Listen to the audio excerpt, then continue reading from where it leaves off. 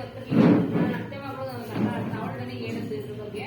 ಸರಿ ಕಣಮ್ಮ ಕರ್ಕೊಂಬ ಅಂತ ಅಂದ್ರೆ ಕರ್ಕೊಂಬಂದಾಗ ಮಹೇಶ್ ಸರ್, ಓಂಕಾರ್ ಸರ್, ದೀಪಕ್ಕ ಮತ್ತೆ ಹೇಮಲತಾ ಮೇಡಮ್ ನನಗೆ ಇದ್ರ ಬಗ್ಗೆ ಹೇಳಿದ್ರು. ಹೇಳಿದಾಗ ಫಸ್ಟ್ ಮಾಡೋಕೆ ಅಂತ ಅಮೌಂಟ್ ಇರ್ಲಿಲ್ಲ. ನಾವು ಪ್ರಾಡಕ್ಟ್ ತಗೋಬೇಕಾಯ್ತು ಅಷ್ಟೇ, ಇದ್ರೆ ನಾವೇ ಅಮೌಂಟ್ ಹಾಕ್ಬೇಕಾಗಿಲ್ಲ. ನಾವೇನ್ ಪ್ರಾಡಕ್ಟ್ ತಂದು ಅದಕ್ಕಷ್ಟೇ ನಾವು ಅಮೌಂಟ್ ಕಟ್ಟಬೇಕು. ಐಡಿ ಮಾಡ್ಕೊಳ್ಳೋದಕ್ಕೂ ಅಮೌಂಟ್ ಇಲ್ಲ, ಏನಿಲ್ಲ. ಇದು ತಗೊಂಡಾಗ ನನ್ನ ಮಕ್ಕಳಿಗೆ 11 ತಿಂಗಳಿಗಾಗ್ಲಿ ಶೀತ ಕೆಮ್ಮು ಆಗ್ತದೆ ಅಷ್ಟೇ ತೋರಿಸಬೇಕಾಗಿತ್ತು.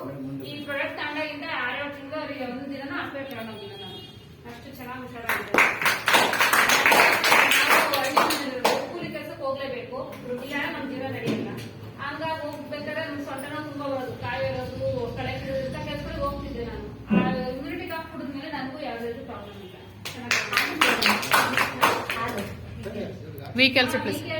ಹಸ್ಕೊಡಿ ನಮ್ಮೂರಲ್ಲಿ ಎಷ್ಟೋ ಹಸ್ಕೊಡಿ ವಿಕೆಸಿ ಕೊಟ್ಟಿದ್ದೀವಿ. ಹಾಲು ಕೂಡ ಇಂಪ್ರೂವ್ ಆಗಿದೆ, ಚೆನ್ನಾಗಿದೆ. ಈಗ ಇನ್ಕಮ್ ಇದೆ ಸರ್. ನನಗೆ ಇನ್ಕಮ್ ಬಂದು 11,000 ಬಂದಿದೆ. ರೀಟೇಲ್ ಪ್ರಾಫಿಟ್ ಒಂದು 40,000 ಮಾಡಿದೆ. ಸೂಪರ್.